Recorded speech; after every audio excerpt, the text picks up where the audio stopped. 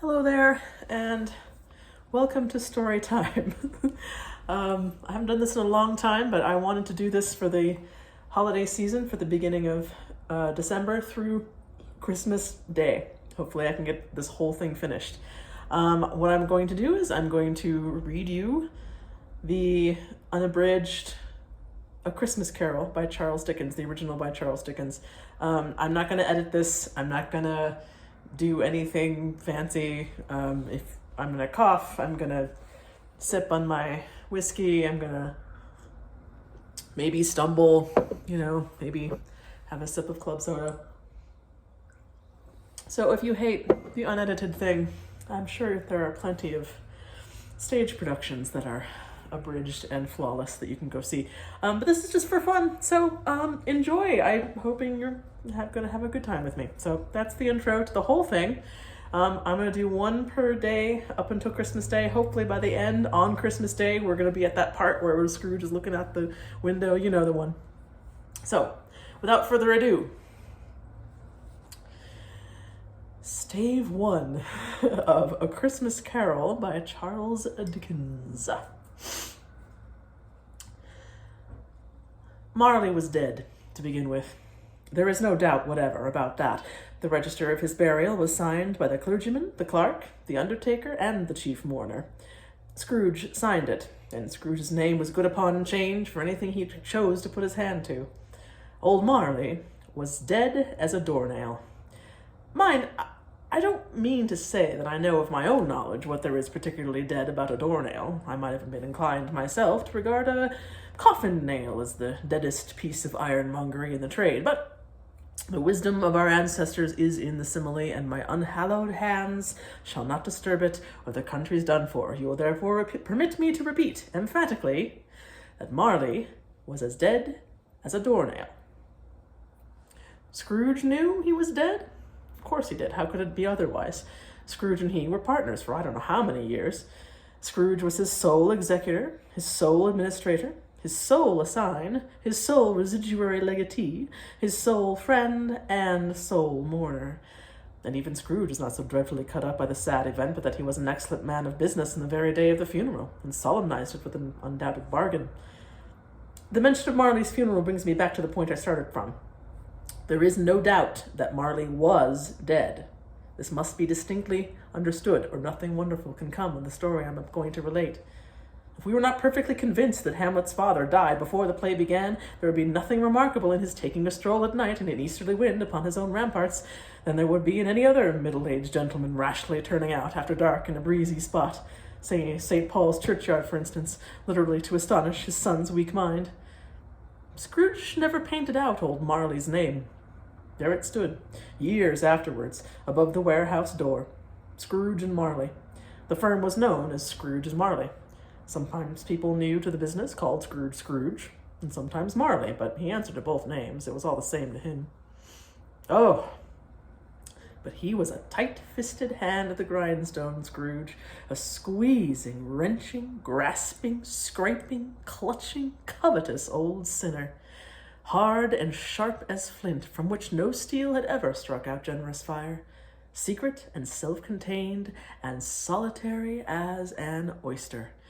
The cold within him froze his old features, nipped his pointed nose, shriveled his cheeks, stiffened his gait, made his eyes red, his thin lips blue, and spoke out shrewdly in his grating voice. A frosty rime was on his head and on his eyebrows and his wiry chin.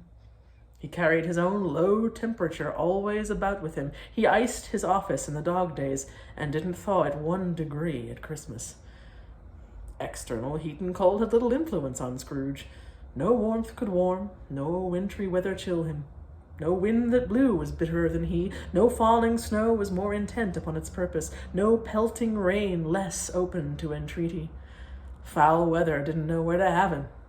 The heaviest rain and snow and hail and sleet could boast of the advantage over him in only one respect.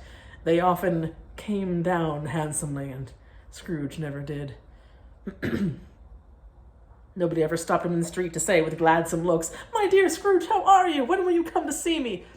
No beggars implored him to bestow a trifle. No children asked him what it was o'clock. No man or woman ever once in all his life inquired the way to such and such a place of Scrooge. Even the blind men's dogs appeared to know him, and when they saw him coming on, would tug their owners into doorways and up courts, and then would wag their tails as though they said, "No eye at all is better than an evil eye, dark master." But what did Scrooge care? It was the very thing he liked, to edge his way along the crowded paths of life, warning all human sympathy to keep its distance, was what the knowing ones call nuts to Scrooge. Once upon a time, of all the good days in the year on Christmas Eve, old Scrooge sat busy in his counting-house. It was cold, bleak, biting weather, foggy withal, and he could hear the people in the court outside go wheezing up and down, beating their hands upon their breasts and stamping their feet upon the pavement stones to warm them. The city clocks had only just gone 3, but it was quite dark already. It had not been light all day, and candles were flaring in the windows of the neighboring offices like ruddy smears upon the palpable brown air. The fog came pouring in at every chink and keyhole, and was so dense without that although the court was of the narrowest, the houses opposite were mere phantoms. To see the dingy cloud come drooping down, obscuring everything, one might have thought that nature lived hard by and was brewing on a large scale. The door of Scrooge's counting-house was open that he might keep his eye upon the clerk, who in a dismal little cell beyond, a sort of tank, was copying letters. Scrooge had a very small fire, but the clerk's fire was so very much smaller that it looked like one coal. But he couldn't replenish it, for Scrooge kept the coal box in his own room, and so surely as the clerk came in with a shovel, the master predicted that it would be necessary for them to part. Wherefore the clerk put on his white comforter and tried to warm himself at the candle, in which effort, not being a man of strong imagination, he failed. "A Merry Christmas, Uncle! God save you!" cried a cheerful voice. It was the voice of Scrooge's nephew, who came upon him so quickly that this was the first intimation he had of his approach. "Pah!" said Scrooge. "Humbug!" He had so heated himself with rapid walking in the fog and frost, this nephew of Scrooge's, that he was all in a glow. His face was ruddy and handsome, his eyes sparkled, and his breath smoked again. "Christmas and humbug, Uncle," said Scrooge's nephew. "You don't mean that, I'm sure." "I do," said Scrooge. "Merry Christmas. What right have you to be merry? What reason have you to be merry? You're poor enough." "Come then," returned the nephew gaily. "What right have you to be dismal? What reason have you to be morose? You're rich enough." Scrooge, having no better answer ready on the spur of the moment, said "Pah!" again, and followed it up with "Humbug!"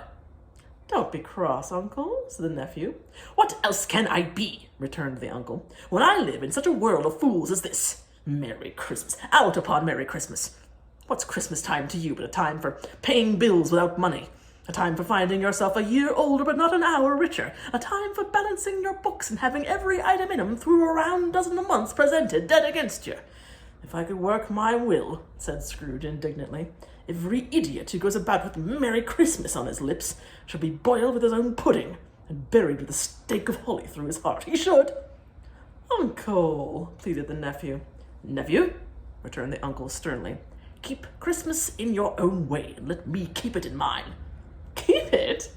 repeated Scrooge's nephew. "But you don't keep it." "Let me leave it alone, then," said Scrooge. "Much good may it do you. Much good it has ever done you." "There are many things from which I might have derived good, by which I have not profited, I dare say," returned the nephew. "Christmas among the rest.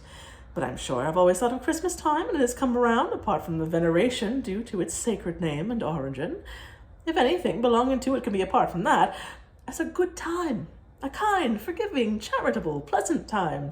The only time I know of in the long calendar of the year when men and women seem by one consent to open their shut-up hearts freely, and to think of people below them as if they really were fellow passengers to the grave, and not another race of creatures bound on other journeys. And therefore, Uncle, though it has never put a scrap of gold or silver in my pocket, I believe that it has done me good, and will do me good, and I say, God bless it." The clerk in the tank involuntarily applauded. Becoming immediately sensible of the impropriety, he poked the fire and extinguished the last frail spark forever.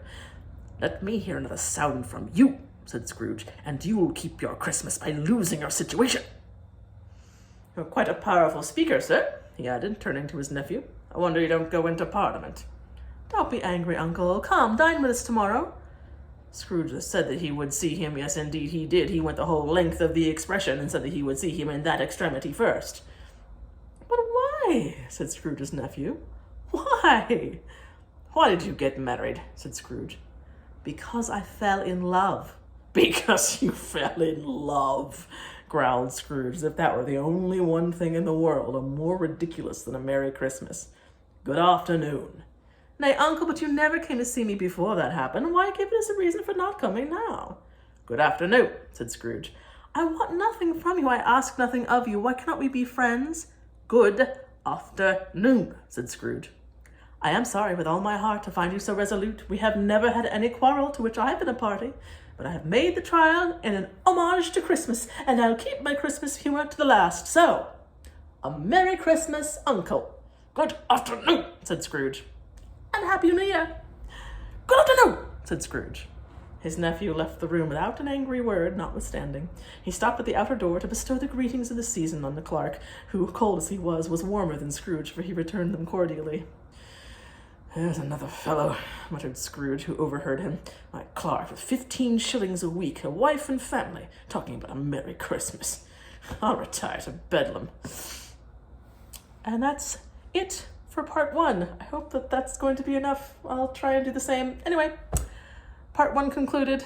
The good nephew of Scrooge. And we know who's going to come in the door next, don't we? We know the story so well, all of us. Yeah, that's it. Have fun with this, and I will see you tomorrow.